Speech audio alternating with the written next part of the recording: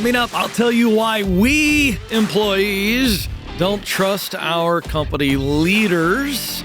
And then companies are upping emotional salary. What is an emotional salary? We'll break it all down right now.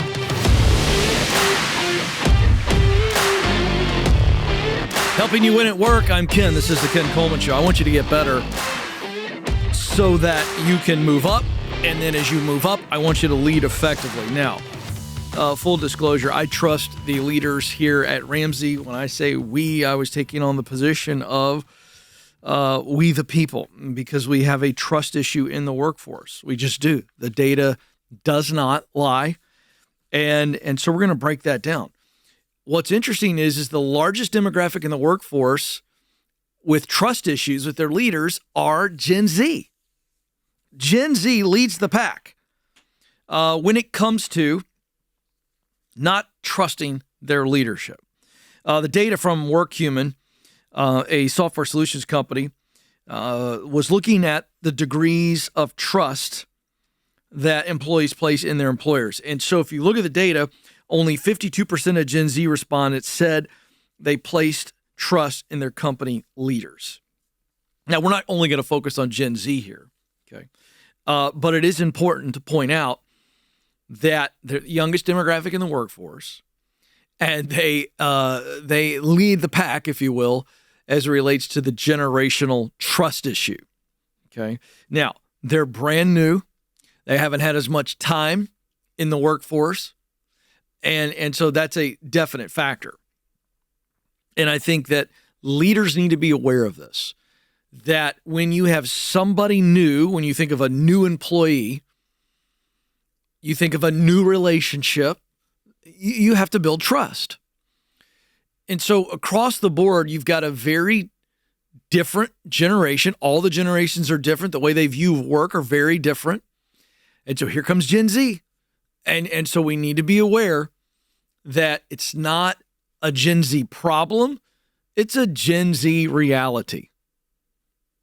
As they look at the workplace, and I think if you were to do this poll 5, 7 years from now, 10 years from now, the next generation comes in, I think you're going to see the same thing. So I don't think this is a Gen Z just doesn't trust anybody. No, I think they've been raised a very certain way, and they've had very unique interactions with the world at large.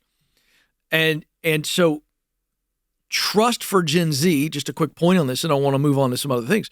Trust to Gen Z, in my mind, is going to be established when you take on, leader, the role of a coach. I'm going to stick to that. I guess you could pick many different words to describe it, but to me, that's the purest word. If you want to gain the trust of Gen Z leaders, you better take on the role of coach, because that's what they're used to. They're used to parents showing them everything, instructing along the way, and they've had more hands-on parenting than any generation ever. So instead of getting irritated about it, why don't you get focused on it?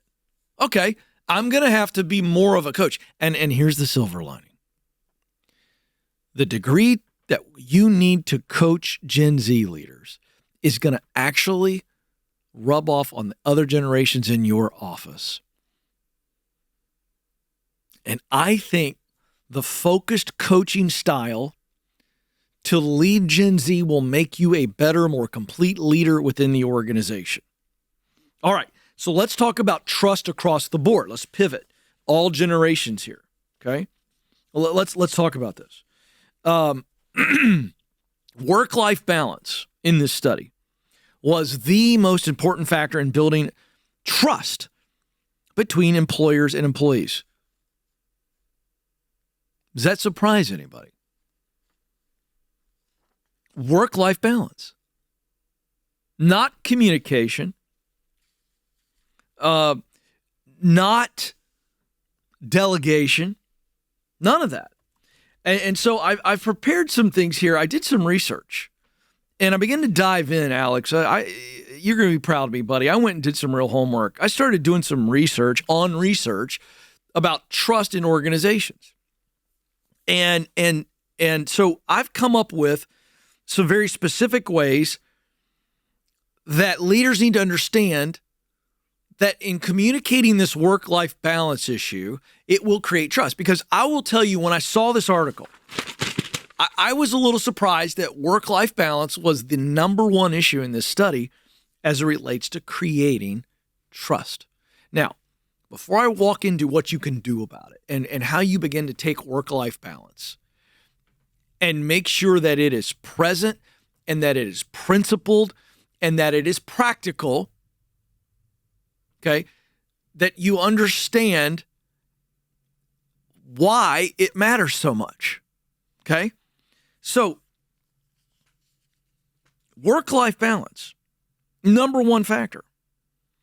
And it's because of this, to the degree that you allow your team to create some balance, you are creating value that they begin to say, oh, you value me as a person, you value me physically, you value me mentally, you value me emotionally, you value me as a whole person, and you want my life to be good. Oh my goodness. They begin to feel very valued and valuable. So understand, this is really, really important. Now let's get into the practical piece here. There is no such thing as true balance. So leaders, when you hear things like work-life balance, you also have to understand that what people really mean here. Don't just listen to me on this article and go, oh, there's no such thing as work-life balance. You're right. I would agree with you on that. But what we're talking about is the ability to take care of what they need to take care of. Giving people the ability to take care of what they need to take care of. That's what work-life balance is, right? If I got to take care of something on my family life, you got to go. Like if Alex goes, hey, I got something with my son today, and I really, really need to be there. He doesn't even have to tell us. We just go, take care of it. That's the idea. He's going to feel as though he can step away from work, watch this, and handle something over here in his personal life that he needs to handle.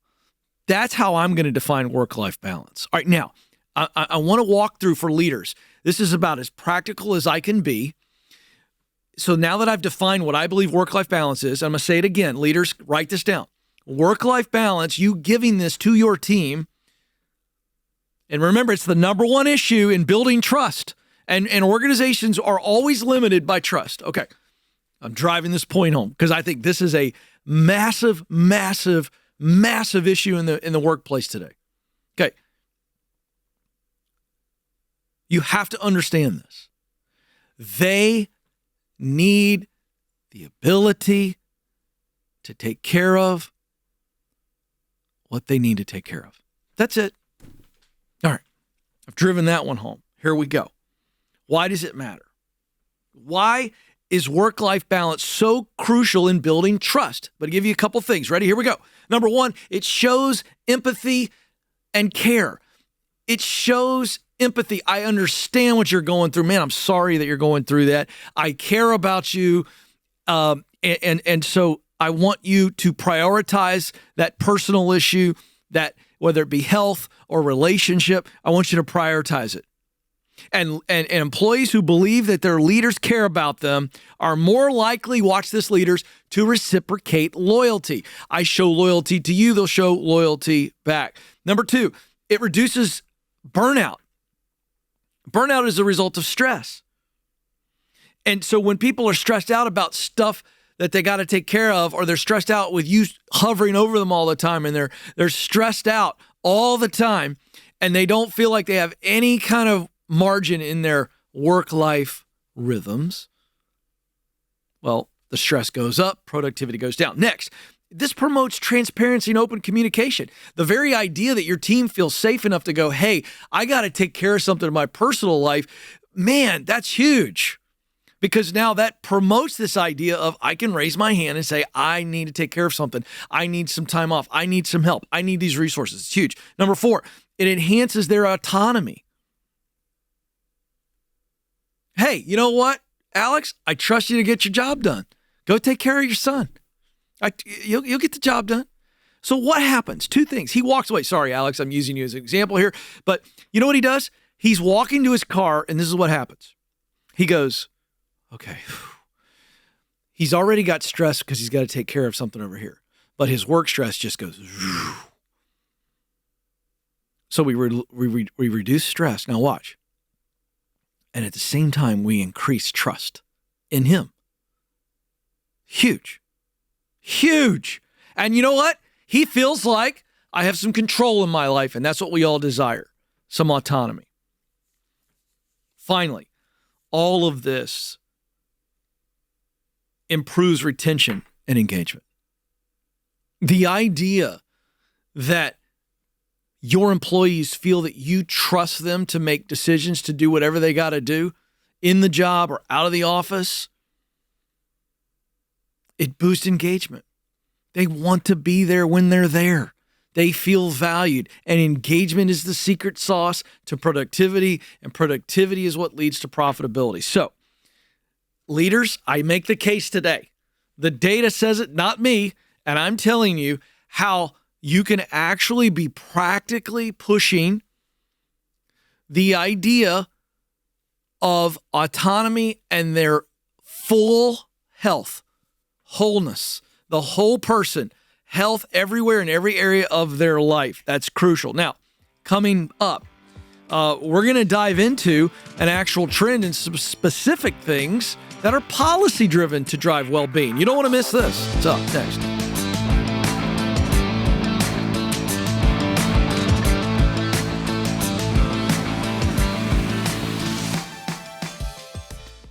Hey folks, the impact of technology is clearly everywhere we look. In artificial intelligence, social media, the internet, we're seeing technology has the power to divide us, but it also has the power to bring us together. Bethel College School of Technology is helping prepare the next generation of skilled tech workers to be high performers with even higher levels of character. And that's why I'm very proud to announce Bethel College is offering one full scholarship for a program starting this January. Plus, you need to know this, my listeners and viewers who complete their application will get a 10% discount on their tuition. They have micro-credentials, certificates, and degrees in high-demand tech fields like web development, data science, and more. And you could be earning an average starting salary of $75,000 or more in as little as 15 weeks. Now is the perfect time to pursue a career in tech. So don't wait. Get started today. Scholarship applications are due December 15th, 2024. All you got to do is go to bethelcollege.edu/Ken for full details and to receive that 10% tuition discount. That's bethelcollege.edu/Ken. Terms and conditions apply.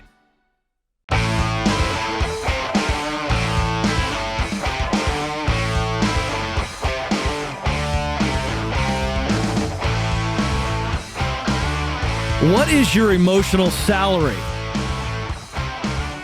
I had no idea what my emotional salary was until a couple days ago.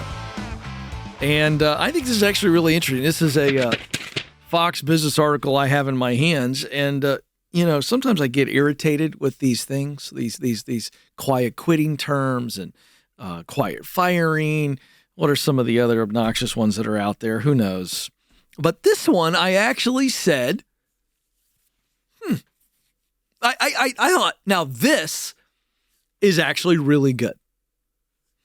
Let me set the scene.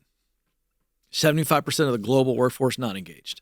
That does not mean that 75% of the global workforce hates their job. 75% of the global workforce is not engaged. They're not fully engaged. All right, that's our overarching backdrop. Okay, let's look at this. What is emotional salary? This is just simply the non-monetary aspects of the job, such as the culture of the organization, the opportunity for growth and progress on the career ladder, if you will, and work-life balance, which we were just talking about. So we're going to stay on the subject. So this is how it's actually defined specifically.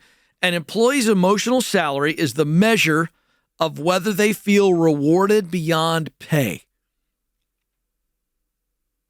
So, in other words, emotional salary is, what are my rewards beyond my paycheck?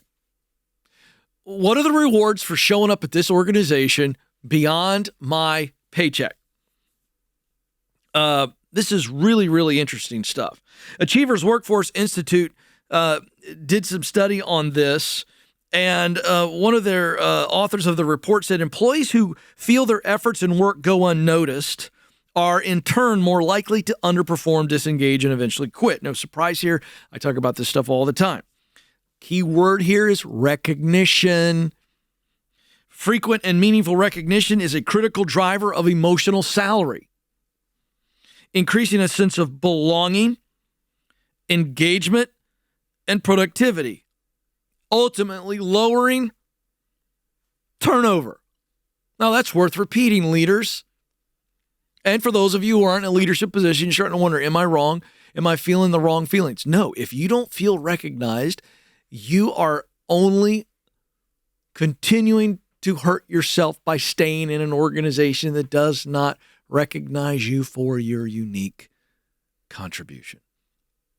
It's a slow emotional cancer.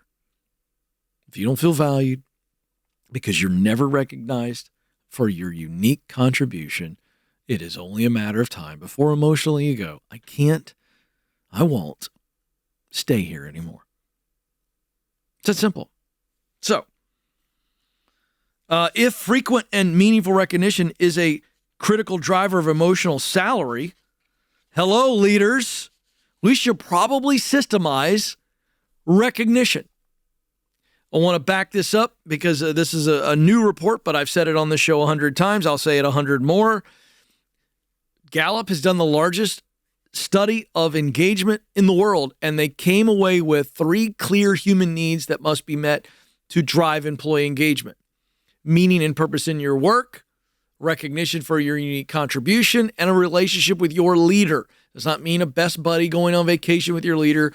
It speaks more to that coach-player relationship. But I understand the second human need, recognition for your unique contribution. I go a step further and tell you I believe that must be done publicly and privately.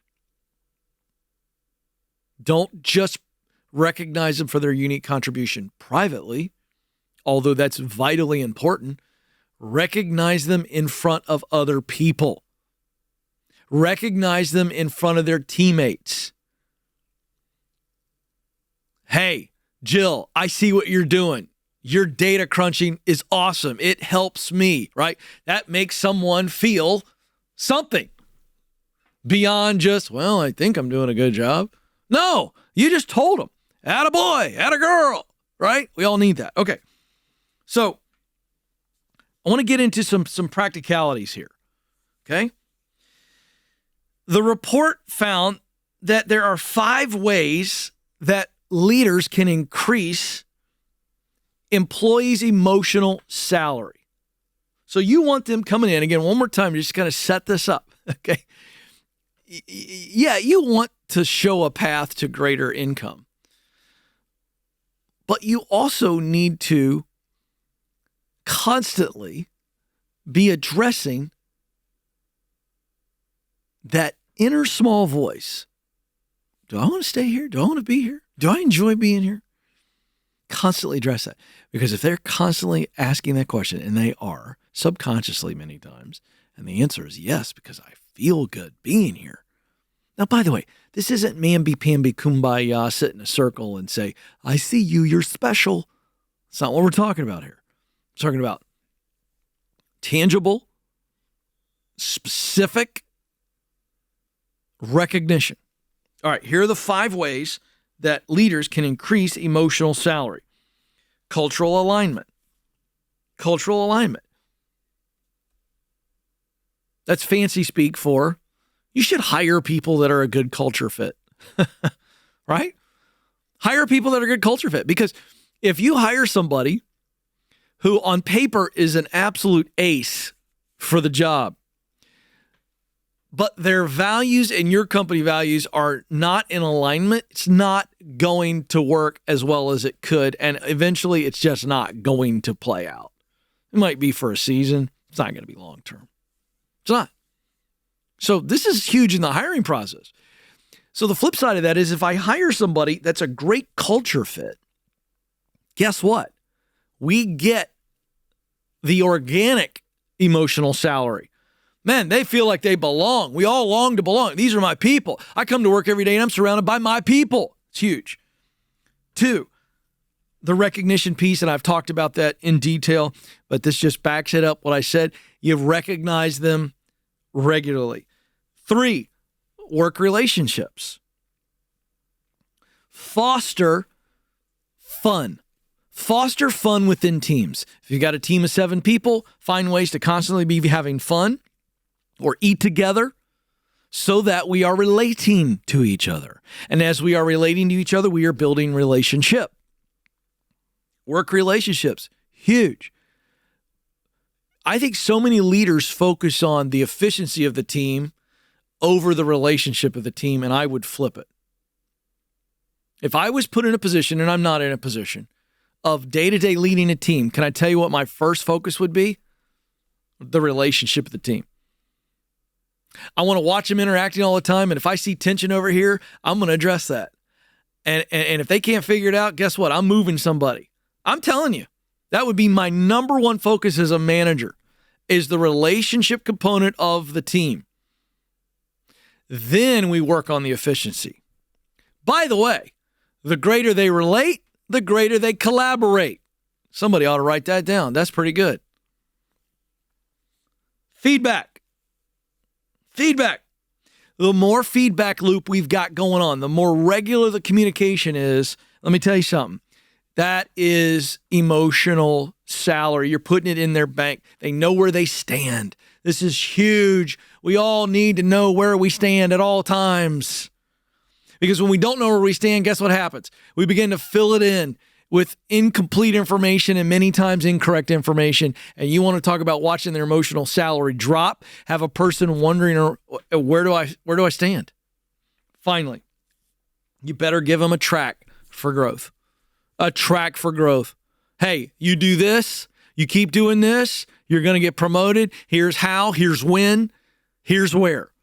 Great. I see a path for growth. Massive emotional deposit. So, quick review. You want to increase employees' emotional salary. In other words, they're really rewarded for coming in beyond their paycheck. 5 ways. Make sure they're a good culture fit and create a good culture, for heaven's sakes. 2, recognize them for their unique contribution. 3, foster relationships among the team. 4, clear feedback loops all the time. 5, give them a path for growth. You do that, and you are constantly depositing in their salary of emotion, and now they're going to stay with you much longer.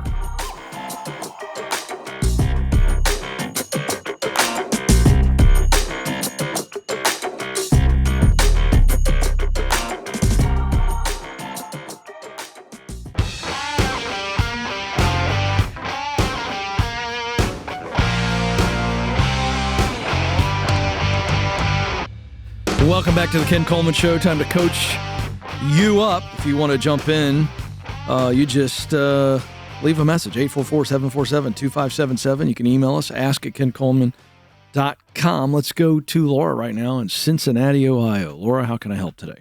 Well, I've been in an administrative role since the last 30 years. And it's just come to my attention the last couple of years that I'm in a job that I don't enjoy doing. I feel stuck, but I don't know how to get out of it and where to go. Okay. Well, let's dig. So you said it's come to your attention in the last couple of years that you don't enjoy the job. Yes. That implies that there was a time when you did enjoy it. Is that true? To some extent. Okay. Well, what do you mean by what do you mean by to some extent that you enjoyed it? Or let me you know what? That was a bad question. Let me reframe it. What did you enjoy when you enjoyed it, or what do you still enjoy if there's anything that you do enjoy? Give me that list. I think it's pretty short. So spit it out however you think you need to say it. Gosh, the job itself is not rewarding. I enjoy the hours, the flexibility. Okay. I enjoy my boss, but the job itself, I get no satisfaction. Okay, great.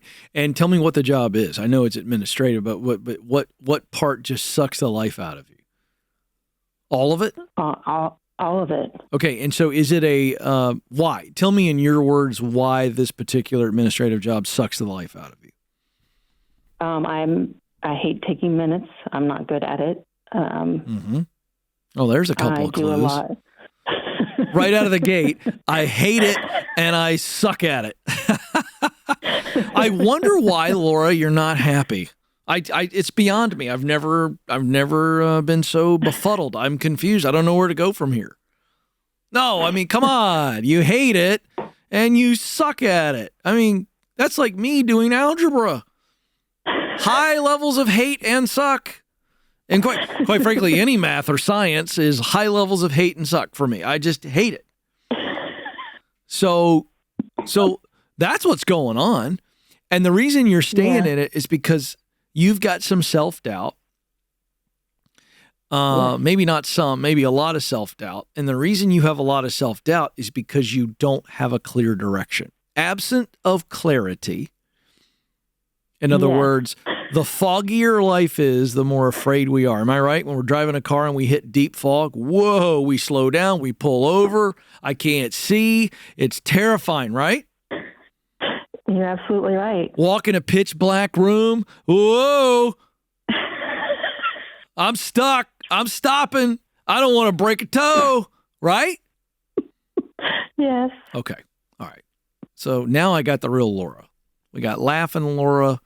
Laura knows what's going on. So, Laura, there's nothing wrong with you. You just have not put yourself in a position of clarity. And once you put yourself in a position of clarity, now all of a sudden the confidence rises. Clarity leads to confidence, and confidence leads to courage. So, if you have not taken my Get Clear assessment, I'm going to give you the book at the end of the call, Find the Work You're Wired to Do. It has the assessment in it, and the book itself coaches you through your results. But I absolutely believe that all you have to do is remind yourself what you're really good at doing and what you enjoy doing and what results you would like to contribute to the world. Those are not 3 hard questions, are they, Laura? If you're honest with yourself. Yeah. What are you good at, Laura? What were you always complimented on as a student or even in your job? What are you good at doing? Where you know deep down, if you get rid of all this insecurity that you're blanketed with right now, what are you good at doing? I'm a good listener. Good listener. Tell me something else. I like to help people, encourage them and support them. Great. Okay. What else? Give me one other thing you're really good at. Investigating, researching things. I like to know why things work. What are your favorite things to research? I'm going to give you a clue. What I just heard you say is, I'm good at people work and I enjoy people work. Am I right? Am I hearing you correctly?